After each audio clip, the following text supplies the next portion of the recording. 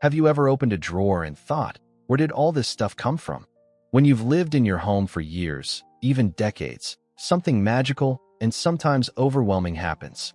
Your living space gradually fills with treasures, trinkets, and yes, things you might have forgotten you even owned. Some of these items are practical necessities you use daily. Others are precious keepsakes that hold cherished memories. But let's be honest, there's also that mysterious category of belongings that have somehow claimed permanent residence in your closets and cabinets, silently collecting dust year after year. And I completely understand if the thought of sorting through it all makes you want to close those drawers and walk away. Where would you even start? What's worth keeping? And that deeper question many of us wrestle with. Does letting go of an object somehow mean losing the memory attached to it? Today, I'd like to offer you a different perspective on creating space in your home. This isn't about harsh minimalism or cold-hearted purging. It's not about erasing your history or denying yourself comfort. It's about something far more beautiful, creating breathing room for the life you're actually living right now. Because here's the truth, you absolutely don't need to discard everything. This journey isn't about loss. It's about clarity. It's about making room for peace, for movement, and for the things that genuinely bring you joy today. Over the next few minutes, I'll share 10 thoughtful, often overlooked ways to discover hidden storage potential throughout your home. These aren't just organizational hacks. They're gentle pathways toward creating a more serene living environment, especially if you're considering downsizing, approaching retirement, or simply longing to feel lighter in your surroundings. So why not make yourself comfortable? Pour a cup of your favorite tea, settle into a cozy spot, and let's explore these ideas together, at whatever pace feels right for you, with kindness rather than judgment, and maybe even with a smile along the way. Let's begin with what I call the dream move mindset. I'd like you to try a little thought experiment.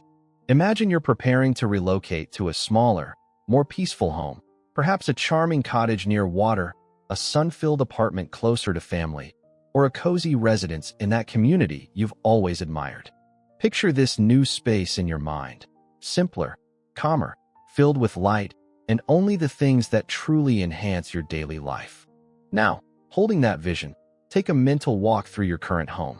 As you pass by each possession, that bread machine that hasn't seen daylight in years, the stack of magazines just in case, the exercise equipment now doubling as an expensive clothes rack, ask yourself this gentle question. Would this earn a place in my new, more intentional life? Does it support who I am today? To be clear, this isn't about actually moving. It's simply a mental technique that helps you see your belongings through fresh eyes. When we've lived alongside things for years, they become almost invisible. We stop questioning their presence or purpose. They stay simply because they've always been there. Martha, a vibrant 68-year-old I spoke with, transformed her kitchen using exactly this approach.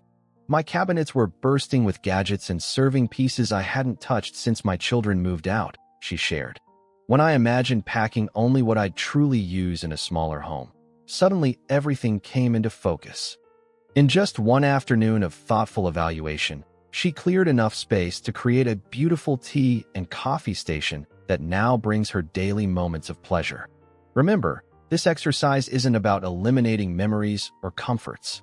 It's about thoughtfully choosing what supports the life you're actually living today, not the one from 20 years ago or the one you imagined but never quite materialized. When viewed through this lens, creating space becomes an act of self-care rather than sacrifice. For my second suggestion, I'd like you to try something that might surprise you with its simplicity. Right now, wherever you're sitting or standing, look up. Most people complain about limited storage while completely overlooking the tremendous potential hovering right above their heads. Your walls, the space above doorways, the tops of cabinets, the backs of doors. These areas represent prime storage opportunities that won't consume your valuable floor space. And the wonderful thing is, utilizing these vertical zones doesn't require major renovations or special skills. Simple floating shelves installed above doorways can display books or decorative items. Hooks mounted on door backs can organize everything from robes to hats to jewelry. A pegboard in the kitchen can transform an empty wall into an organized display of cookware. Even bathroom walls often have space for narrow shelves or baskets that keep essentials within easy reach. Rebecca, a retired teacher living in a modest apartment, revolutionized her kitchen using vertical thinking. Counter space was my biggest frustration, she explained. Then I realized my walls were completely bare. She installed hooks under cabinets for frequently used utensils, added a magnetic strip for knives, and mounted floating shelves for her favorite dishes. I didn't add a single cabinet, but suddenly I had room to actually cook again. The beauty of vertical storage is that it keeps your floors clear and open, which becomes increasingly important for safety and mobility as we age. By moving items up and onto walls, you're not just organizing. You're creating pathways that make your home more navigable and comfortable. Try this. Stand in each room of your home and deliberately scan from floor to ceiling. Where are your empty walls?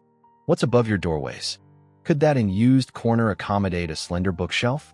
You might be amazed at how much untapped storage potential has been right before your eyes all along. My third game-changing strategy is beautifully simple yet powerfully effective: the one-in, one-out practice. This gentle habit prevents future accumulation once you've created some breathing room in your home. Here's how it works. Whenever you bring something new across your threshold, whether it's clothing, kitchen items, books, or decorative pieces, something of similar size or purpose leaves your home. New blouse. Select one from your closet to donate. Fresh novel. Perhaps there's one on your shelf you're unlikely to read again. Spotted a lovely vase. Consider which existing decoration it might replace. This approach creates a natural balance in your home. Instead of constantly expanding storage to accommodate more possessions, you maintain a thoughtful equilibrium. It encourages you to evaluate each acquisition. Is this new item truly better or more useful than what I already have? Does it deserve the space it will occupy? William, a 61-year-old grandfather with a passion for woodworking, shared how this principle transformed his workshop. Tool catalogs were my weakness, he admitted with a laugh. My garage became so crowded I could barely move around, let alone create anything. After adopting the one-in, one-out rule, not only did his space remain functional, but he became far more selective about his purchases. Now I ask if a new tool genuinely improves upon what I already own. Usually, the answer is no, which saves both money and valuable space. This isn't about restriction, it's about intention. It acknowledges that your home has finite dimensions and encourages you to fill that space only with items that genuinely enhance your everyday experience. Over time, this simple habit becomes second nature, like breathing in and out, a natural rhythm that keeps your home in perfect balance. My fourth suggestion focuses on an often overlooked yet incredibly important zone: your entryway. Think about that transitional space between outside and inside. For most of us, it becomes a chaotic drop zone where keys vanish, mail accumulates, shoes pile up, and stress begins the moment we walk through the door. Creating an organized, welcome zone by your entrance can dramatically transform how your entire home functions. The wonderful news? This doesn't require expensive renovations, just some thoughtful planning and perhaps a few strategic additions. Start by noticing what typically lands in this area when you come home. Keys, mail, bags, scarves, umbrellas. Each category needs its own designated home. A small bench with storage underneath works wonders for corralling shoes. Wall-mounted hooks at various heights accommodate coats, bags, and accessories. A decorative bowl or small tray keeps keys and sunglasses visible and accessible. A small recycling bin can capture junk mail before it migrates to your kitchen counter. Karen, a 70-year-old grandmother who often watches her grandchildren, transformed her chaotic entryway with exactly this approach. I was constantly tripping over shoes and searching for misplaced items, she told me. Now we have a labeled basket for each family member, hooks at different heights for everyone's coats, and a bench where we can sit to put on shoes. The change wasn't just visual, it was functional. Our mornings flow completely differently now. No more frantic searching or starting the day feeling scattered.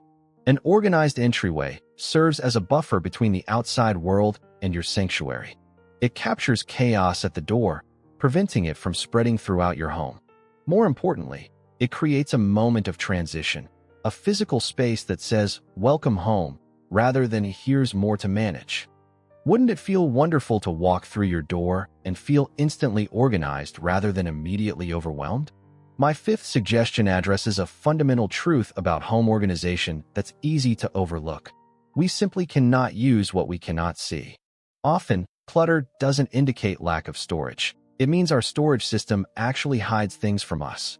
Those solid-colored bins, cardboard boxes, and opaque containers might tuck things away neatly, but they create an out-of-sight, out-of-mind situation. Items get forgotten, then duplicated, creating even more storage challenges. The simple solution? Switch to transparent containers whenever possible. Clear storage bins revolutionize how you interact with your belongings, especially in storage-heavy areas like pantries, craft spaces, garages, or seasonal clothing storage. With see-through containers, you can instantly identify what's inside without opening multiple boxes. This visual access saves time, reduces frustration, and prevents unnecessary purchases of items you already own but couldn't locate. Susan, a retired nurse from Florida, experienced this transformation in her pantry. After switching to clear containers, she shared, I discovered I had multiple packages of the same ingredients. Once I could actually see my inventory, I consolidated items and freed up an entire shelf. Now I shop more efficiently because I know exactly what I have. To maximize this strategy, pair your clear containers with simple labels, even for obvious contents. This creates visual consistency and makes items even easier to identify at a glance. Use stackable containers whenever possible to maximize vertical space. Since they're transparent, you won't forget what's in the bottom containers. For smaller items like craft supplies, office materials, or bathroom necessities, consider clear drawer dividers or small transparent bins. This approach works beautifully for medications and first aid supplies, where quickly finding what you need becomes important. This strategy isn't just about organization, it's about peace of mind. When your storage system allows you to see and access everything easily, your home becomes less stressful and more supportive. You spend less time searching and more time actually enjoying your space and the activities that matter to you. My sixth suggestion might be my personal favorite because it costs nothing and exercises your creativity. Repurpose what you already own. Before rushing out to buy new storage solutions, take a fresh look at what's already in your home. Many items you already possess can be reimagined to solve storage challenges in unique, personal ways. The key is viewing your possessions beyond their intended purpose. That unused wine rack. It could beautifully store rolled towels in the bathroom or magazines in the living room. Old wooden ladders make stunning display shelves for books or plants. A vintage suitcase might become stylish storage for winter blankets, while simultaneously serving as a charming side table. Some items have amazing versatility that makes them organization superstars. Over-the-door shoe organizers, for instance, can store far more than footwear. In craft rooms, they can hold supplies like ribbon, yarn, or paint tubes. In the kitchen, they corral snack packets, spice jars, or cleaning supplies. In bathrooms, they organize toiletries, makeup, or hair accessories. David, a 73-year-old retired teacher, shared his clever repurposing project with me. I had an old spice rack that belonged to my late wife, he explained. Instead of donating it, I mounted it near my workbench to hold small hardware items like screws and nails.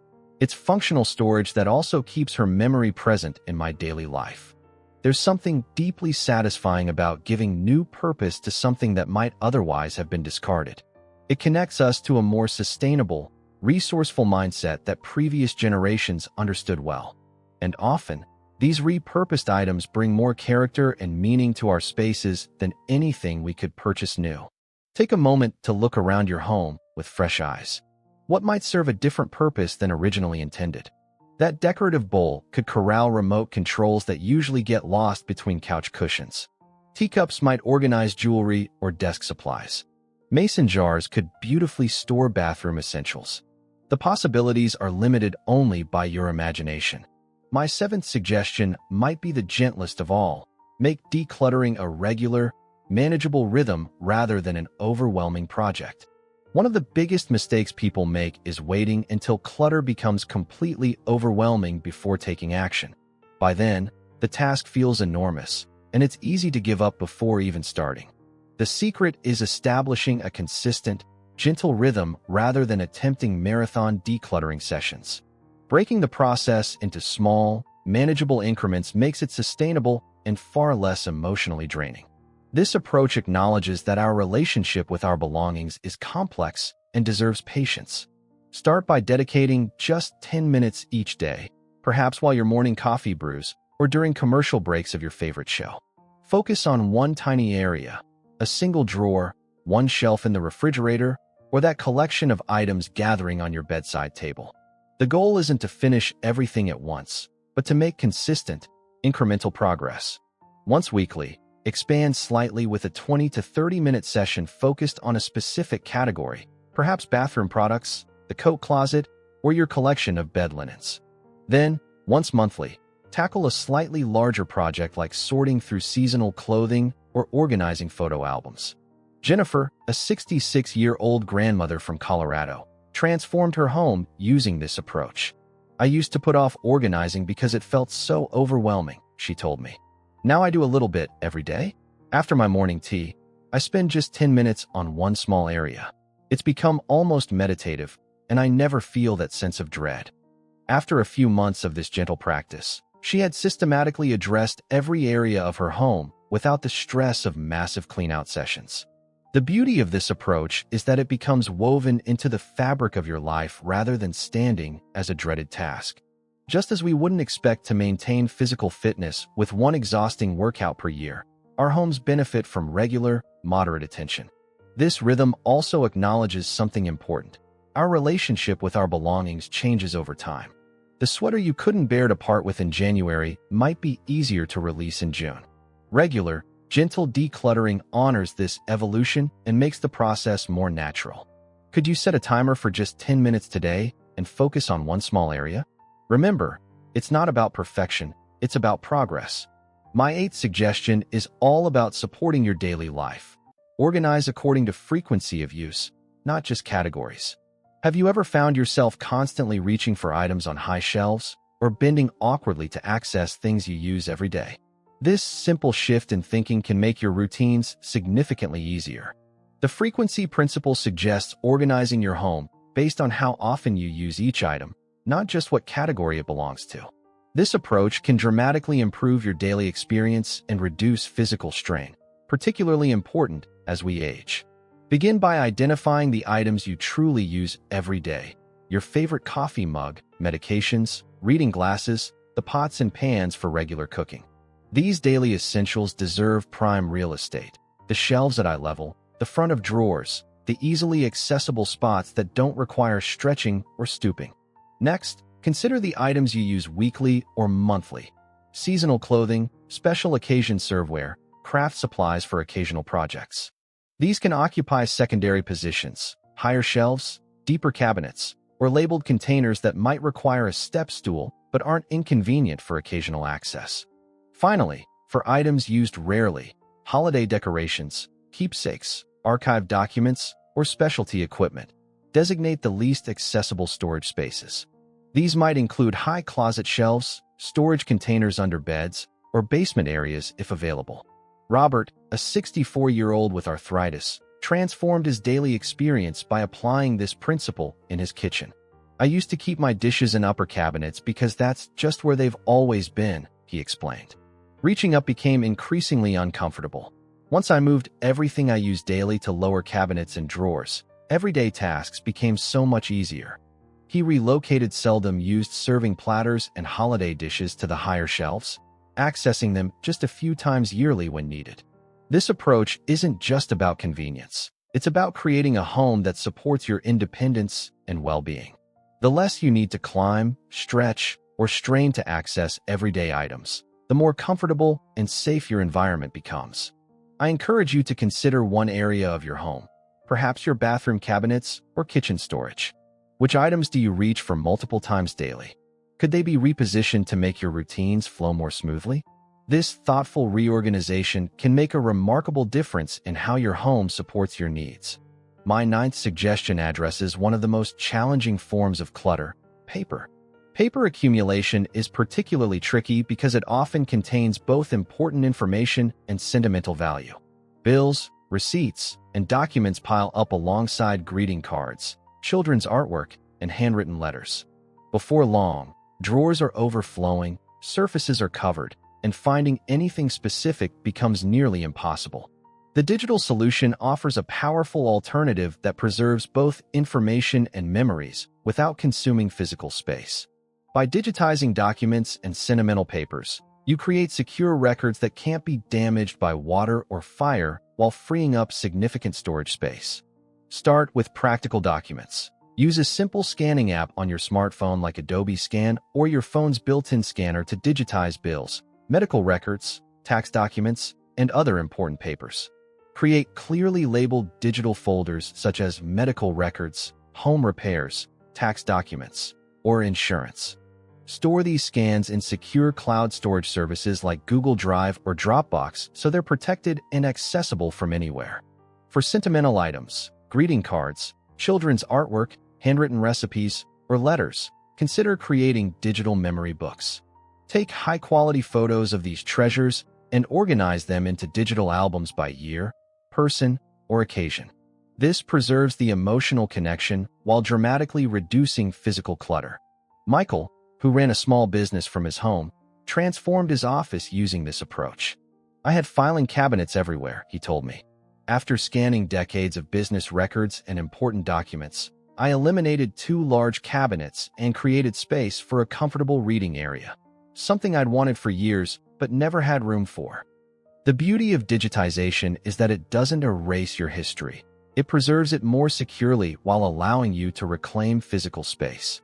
Your memories and important information remain accessible without consuming every drawer and surface in your home. Could you start small?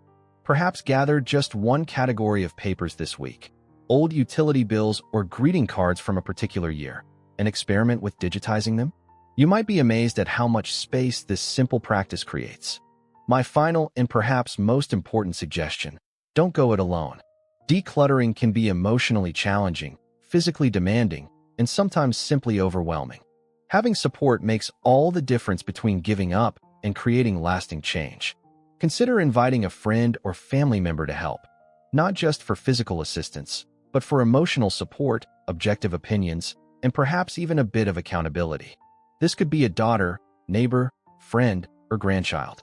The right support person offers encouragement without judgment and helps maintain momentum when you're feeling stuck.